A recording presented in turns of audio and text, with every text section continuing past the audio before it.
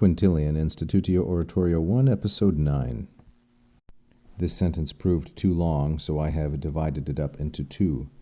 Nam caeteri fere, qui artem orandi litteris tradiderunt, ita sunt exorsi quasi perfectis omni alio genera doctrinae summam, in eloquentiae, manum imponerent sive contemnentes tamquam parva, quae prius discimus studia, sive non ad suum pertinere officium opinati, quando divisae professionum vices essent. Now, as Quintilian continues, he describes how his project is different from that of his predecessors.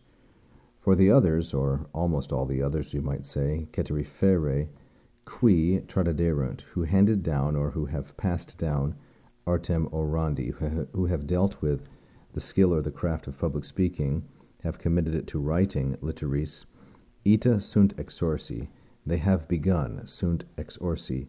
This is the perfect, third plural perfect indicative passive from the deponent verb exordior, exordiri, like so. And they have begun in this way, ita, as though, imponerent, they were placing the summam manum, the final hand, the final touch, the lasting touch, on those who were perfectis, completed, those who were finished, omni alio genera, in every other type of learning, specifically in the type of learning eloquentiae, of eloquence.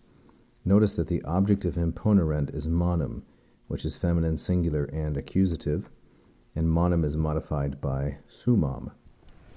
The indirect object of imponerent is perfectis, which is masculine, plural, and dative. It's a participle from the third conjugation io verb perficio perficere, as though placing the final hand, the last touch, upon those who were complete, omni alio genera, in every other area of learning, specifically in the area of eloquence. So notice that eloquentiae is feminine singular and a genitive.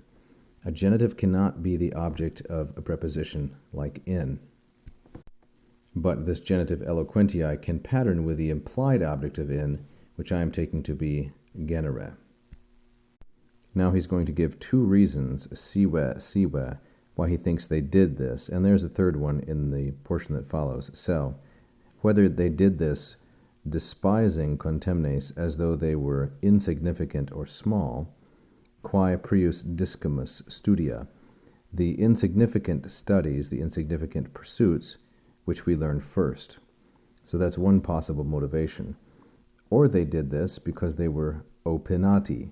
Opinati is a participle from opinor, opinari, the first conjugation deponent verb, and I should state that contemnentes is also a participle from the third conjugation verb contemno, contemnera, either looking down upon, so to speak, or because they thought opinati, that it did not non pertinere, that it did not relate ad suum officium, that these minor studies, parva studia, which we learned first, had no correspondence to or did not apply to the highest duty, or I should say to their own obligation, ad suum officium.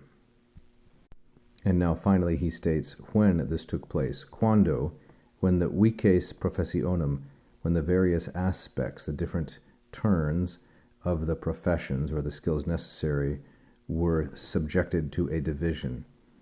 So when the different aspects of the oratorical skill were divided up, the vices professionum, they had either two motivations for beginning, as it were, in such a way that they were placing the final touch on those who were already complete.